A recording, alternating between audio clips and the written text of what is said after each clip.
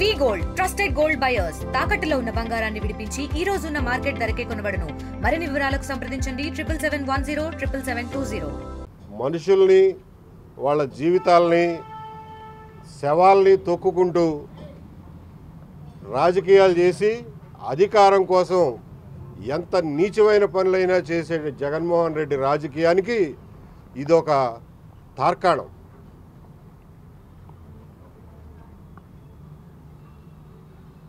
లేనిపోయిన దాన్ని కల్పించి ఎన్నికల సమయంలో ఏదో ఒక డ్రామా చేసి ఎట్లయినా సరే ప్రజల్ని మభ్యపెట్టాలని చూడటానికి చేసిన ప్రయత్నమే ఈ గులకరాయి కేసు. ఇందులో బాధితులు ఎవరు, వాళ్ళ జీవితం ఏంటి, వాళ్ళు ఏమైపోతారు అనే స్పృహ కానీ పట్టింపు కానీ జగన్మోహన్ రెడ్డికి, ఆయన పార్టీకి, ఆయన పార్టీ నాయకులకి ఎవరికీ ఉండదు. ఇక్కడ ఒక వడ్డెర యువకుడిని, వాళ్ళ కుటుంబాన్ని, ఇక్కడ వేలాది మందిగా ఉన్నటువంటి వడ్డెర సమాజాన్ని జీవితాల్ని అతలాకుతలం చేసినటువంటి సంఘటన ఇది. గజమాల వేసినప్పుడు తగిలిన దెబ్బో ఎట్లా తగిలిందో తెలియదు, కానీ కొద్దిగా చీరుకుపోయి రక్తం వచ్చిన సంఘటనని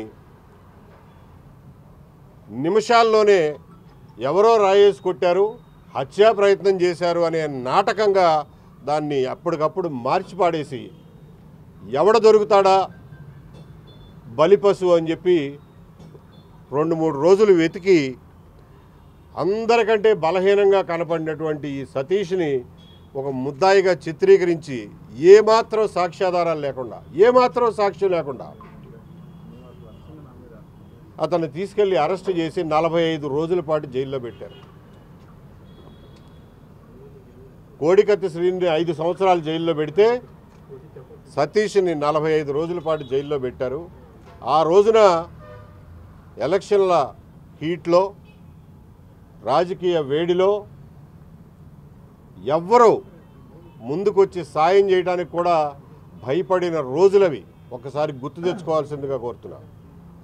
ఆ రోజుల్లో సలీం గారు ఈ కుటుంబానికి అండగా వచ్చి ₹1 కూడా ఫీజు తీసుకోకుండా ఇప్పటివరకు ఆ కుటుంబానికి అండగా నిలబడ్డారు. ఈ కుర్రాడిని 45 రోజులకైనా బయటికి తీసుకురావడానికి ప్రయత్నం చేసి సఫలమయ్యారు.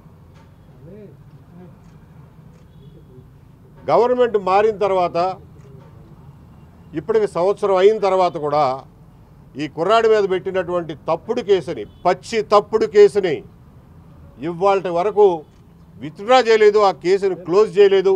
ఆ కుర్రాడు ఇవాళకి వారం పోలీస్ స్టేషన్కి వెళ్ళి సంతకం పెట్టడమే కాకుండా అక్కడ చిన్న చితక పనులు కూడా చేయించుకుంటున్నారంటే ఈ దుర్మార్గం ఎప్పటికి ఆగుతుంది అని చెప్పి ప్రశ్నిస్తున్నారు. ఇప్పటికే వాళ్ళు తిరగని చోటు లేదు, పెట్టని అర్జీ లేదు. ఇవాళ వరకు ఆ కేసులో ఎటువంటి పురోగతి లేదు. ఆ కేసుని విత్డ్రా చేయడంలో ఎటువంటి చర్యలు తీసుకోవటం లేదు. సతీష్ని అట్లాగే పెద్ద దుర్గారావుని అరెస్ట్ చేసి ఏ రకమైనటువంటి 3rd డిగ్రీ ఉపయోగించారో వింటే గుండె చెరువైపోతుంది.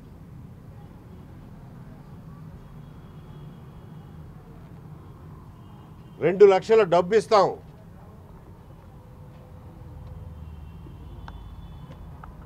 నీ మీద కేసు లేకుండా చేస్తాం, నువ్వు ఒప్పుకోకపోతే మీ అమ్మా నాన్నని కాల్ చేస్తాం అని చెప్పి బెదిరించారు ఈ కుర్రాడిని. వాళ్ళు కొట్టిన దెబ్బలకి ఇవాళ కూడా అన్నం కలుపుకొని తినలేని పరిస్థితిలో ఉన్నాడు ఈ కుర్రాడు. చూడండి ఎట్టున్నాడు. 19 ఏళ్ల కుర్రాడు ఉండాల్సిన శరీరం అనేది. అట్లాగే పెద్ద దుర్గారావుని 5 రోజుల పాటు కంటిన్యూస్గా 3rd డిగ్రీ ఉపయోగించి చెప్పుకోవడానికి వీలు లేనంత దుర్మార్గంగా ప్రవర్తించి ఇక్కడ మైలవరం పోలీస్ స్టేషన్లోనూ 3rd డిగ్రీ ఉపయోగించారు. చివరికి సెర్చ్ వారెంట్లు వేసి హెబియస్ కార్పస్ వేస్తారనే భయంతో పెద్ద దుర్గారావుని వదిలేశారు తప్ప దయదలిచి కాదు. ఇంత దుర్మార్గం చేసిన పోలీసుల మీద ఇవాళకి కూడా యాక్షన్ తీసుకోకపోతే సమాజానికి ఏమి సందేశం పంపిస్తున్నారో నేను అడుగుతున్నా.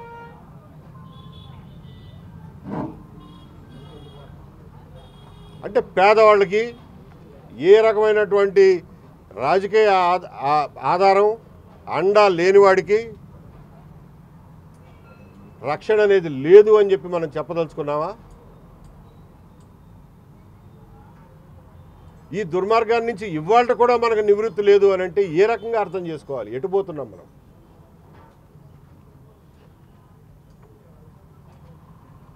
పనులు మానుకుని ఈ కేసుల చుట్టూ తిరిగి 50 చొప్పున లక్ష రూపాయలు డిపాజిట్ కట్టి చలాన్లు కట్టి ఆ పిల్లవాడిని రిలీజ్ చేసుకోవడానికి పెట్టిన డబ్బులతో పాటుగా 5-6 లక్షల రూపాయలు ఆ కుటుంబం ఖర్చు పెట్టాల్సి వచ్చింది. ఎక్కడి నుంచి మళ్ళీ పూర్తి చేసుకుంటారు? వాళ్ళు చేసిన తప్పేంటి అసలు? ఏమాత్రం సంబంధం లేని కేసులో, ఏ సాక్ష్యం లేనటువంటి కేసులో ఒక కుటుంబం ఇటువంటి బాధలు ఎందుకు పడాలి? దీనికి బాధ్యత ఎవరు వహించరా? రాజ్యం బాధ్యత వహిస్తుందా లేదా? పోలీస్ డిపార్ట్మెంట్ బాధ్యత వహిస్తుందా లేదా? రాజకీయ పార్టీలు బాధ్యత వహిస్తాయా లేవా? ఎవరు బాధ్యత వహించాలి? ఇది మనం అందరం ఆలోచించాల్సినటువంటి విషయం.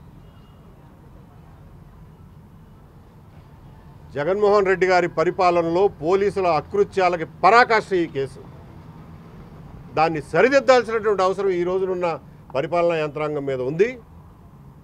ఖచ్చితంగా ఇది జరిగే వరకు ఆందోళన చేసి తీరుతాం. ఈ పిల్లలకి సరైన న్యాయం జరిగే వరకు కూడా ఈ కేసును వదిలిపెట్టనని చెప్పి తెలియజేస్తున్నాం.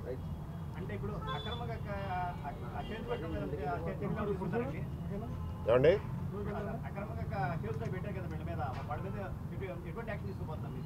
నేను యాక్షన్ తీసుకోండి. తీసుకోవాల్సింది కమిషనర్ ఆఫ్ పోలీస్, తీసుకోవాల్సింది పోలీస్ డీజీపీ, తీసుకోవాల్సింది రాష్ట్ర ప్రభుత్వం. ఖచ్చితంగా వాళ్ళ మీద యాక్షన్ తీసుకోవాల్సిందే. ఈ కేసులో జరిగినటువంటి దుర్మార్గం, పోలీసు దౌష్ట్యం మొత్తం రికార్డు మీదకి రావాలి. ఎవరు చెప్తే చేశారో,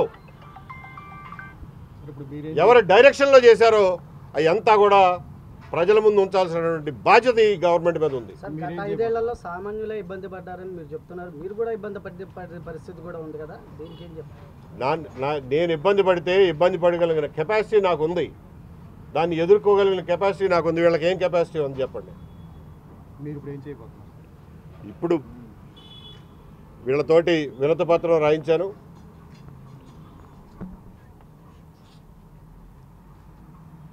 సతీష్ మీద పెట్టినటువంటి దుర్మార్గపు అక్రమ కేసుని వెంటనే విత్డ్రా చేయాలి. ఆ కేసుని మూసేయాలి. అతని మీద పెట్టినటువంటి బెయిల్ బాండ్స్ అన్ని రద్దు చేయాలి. వాళ్ళు కట్టిన ₹1,00,000 చలాన్లు వెనక్కి ఇవ్వాలి.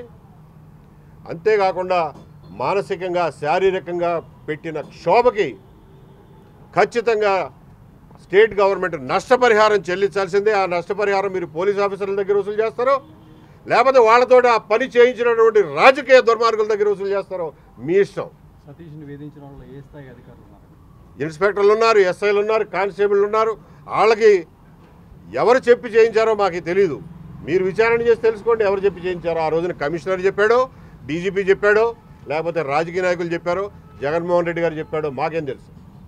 మీరు విచారించుకోండి. అంతేకాకుండా ఈ కుటుంబానికి జరిగిన నష్టానికి నష్టపరిహారం ఇవ్వాలని కూడా డిమాండ్ చేస్తూ ఈ రోజున సిపి గారిని కలుస్తాం. అది జరిగేంత వరకు కూడా ఈ కేసును వదిలిపెట్టమని చెప్పి తెలియజేస్తున్నా. ఈ కేసులో మొత్తం కేసు వివరాలన్నీ కోర్టులో ఉన్న కాగితాల ఆధారంగా మొత్తం పరిశీలించాం. వాళ్ళు ఇప్పించడానికి ప్రయత్నం చేసినటువంటి దొంగ 164 స్టేట్మెంట్స్ కూడా పరిశీలించాం. వాళ్ళు ఇప్పించినటువంటి దొంగ 164 స్టేట్మెంట్లు కూడా పరిశీలించాం. ఎఫ్ఐఆర్లో ఉన్నది వేరు, రిమాండ్ రిపోర్ట్లో ఉన్నది వేరు. తర్వాత బెయిల్ పిటిషన్ వేస్తే బెయిల్ పిటిషన్లో కౌంటర్లో వేసినటువంటి వివరాలు కంప్లీట్గా వేరు. అప్పటి వరకు లేని సాక్షులు కొత్తగా వస్తారు. ఆ వచ్చిన సాక్షుల గురించి కూడా కౌంటర్లో రాయరు. 22వ తారీఖున, ఏప్రిల్ 22వ తారీఖున బెయిల్ పిటిషన్ వేస్తే ఆ రోజున పోలీస్ డిపార్ట్మెంట్కి 1 నెల రోజులు పట్టింది కౌంటర్ వేయడానికి. మే 23వ తారీఖున కానీ వాళ్ళు కౌంటర్ వేయలా. 28వ తారీఖుకి బెయిల్ ఇస్తే దాని మీద మళ్ళా లంచ్ మోషన్ మూవ్ చేస్తున్నాం మేము హైకోర్టులో అని చెప్పి ఆ బెయిల్ మీద అతను విడుదల కాకుండా కూడా ఆపు చేయడానికి ట్రై చేశారు. అక్కడికి జడ్జి గారు 30వ తారీఖు దాకా టైం ఇస్తే ఆ 30వ తారీఖుకి హైకోర్టు నుంచి ఏమీ ఆర్డర్ రాకపోయేసరికి జూన్ 2వ తారీఖుని పిల్లోడు విడుదలయ్యాడు. అంటే నిన్నటికే ఖచ్చితంగా సంవత్సరం. నేను ప్రజలకు తెలియజేస్తున్నది ఒకటే, నీతి నిజాయితీలు ఎక్కడుంటాయో అని చెప్పి మీరు ఒక మనిషిని చూడదలిస్తే ఇక్కడ ఉన్నాడు చూడండి, ఇక్కడ ఉన్నాడు చూడండి. దీన్ని నిజాయితీ అంటారు.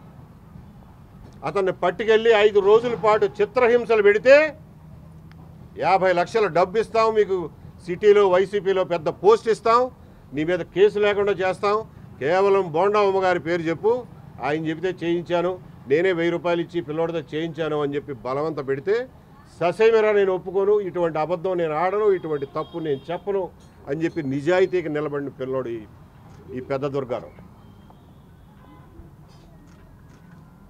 2 లక్షల డబ్బు ఇస్తాం, నీ మీద కేసు లేకుండా చేస్తాం, లేకపోతే మీ అమ్మా నాన్న ఇస్తాం అన్నా సరే నీతికి నిలబడినోడు వీడు ఒంటూపిరోడు సతీష్. నిజాయితీ అంటే ఇట్లా ఉంటుంది చూడండి. సినిమా హీరోల్లో కాదు, సినిమా క్యారెక్టర్లో కాదు నిజాయితీ ఉండేది. నిజాయితీ ఉన్న నిజమైన మనుషులు వీళ్ళు. వీళ్ళకి న్యాయం చేయలేకపోతే సమాజంగా మనందరం ఫెయిల్ అయినట్టే. కాబట్టి దీన్ని వదిలిపెట్టే సమస్య లేదు.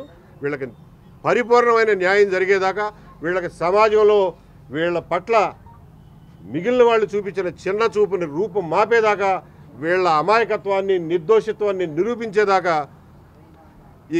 ఈ ఆందోళనని, ఈ పోరాటాన్ని, ఈ ప్రయత్నాన్ని కొనసాగిస్తామని చెప్పి తెలియజేస్తున్నారు. ఎందుకంటే ఇవాళ వాళ్ళ కుటుంబ పరువు మర్యాదల సమస్య వాళ్ళ కమ్యూనిటీలో. కాబట్టి ఇప్పుడు సంబంధిత బాధ్యతలను తీసుకుని కమిషనర్ గారిని కలిసి ఆయనకి వినతి పత్రం ఇచ్చి నిర్దిష్టమైన హామీ పొందే వరకు వదిలిపెట్టమని చెప్పి తెలియజేస్తున్నారు.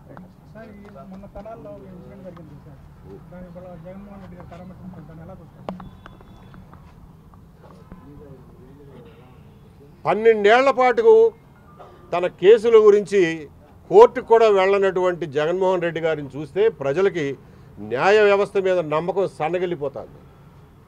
దాని పర్యవసానమే తెనాల్లో పోలీసులు చేసినటువంటి అతి. దాన్ని ఖచ్చితంగా ఖండించాల్సిందే. చట్టవిరుద్ధమైన పనులు, రోడ్ల మీద ప్రజల్ని లాఠీలతో పెట్టి కొట్టి ఆ వీడియోలు బయటకు పంపించి అదేదో హీరోయిజం అనుకుంటే అది తప్పు. పోలీసుల దగ్గర దర్యాప్తు చేయడానికి, తప్పు చేసిన వాళ్ళని శిక్షించడానికి కావలసినంత హంగు, కావలసినన్ని చట్టాలు, కావలసినంత సరంజామం వాళ్ళకు ఉంది. ప్రొఫెషనల్గా పనిచేయడం రాకపోతే మానుకుని కూర్చోవాలి అంతే తప్ప అన్ప్రొఫెషనల్గా ఇట్లా రోడ్ల మీద వీడియోలు తీసి ప్రజల్లో ఒక రకమైనటువంటి భయానక వాతావరణం కలగజేయటం మంచిది కాదు. దాన్ని నేను ఖచ్చితంగా ఖండిస్తున్నాను. కానీ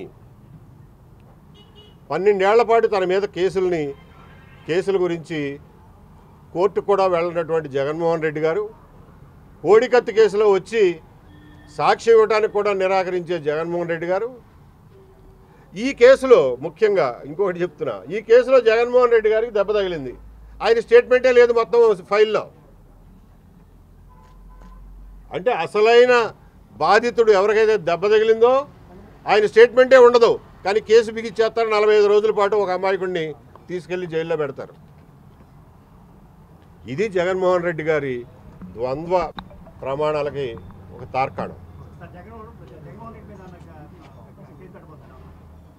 మేం పెట్టం కాదండి, పోలీసులు ఈ కేసులో ఎవరి ప్రోద్బలం వల్ల ఇంత దుర్మార్గం జరిగిందో తేల్చాల్సిన బాధ్యత వాళ్ళ మీద ఉంది. ఆ తేల్చే క్రమంలో అది ఎక్కడి వరకు వెళ్తుందో వాళ్ళు తేల్చాలి. ఇండియా పాకిస్తాన్ తాజా అప్డేట్స్ కోసం డౌన్లోడ్ చేసుకోండి RTV లైవ్ యాప్.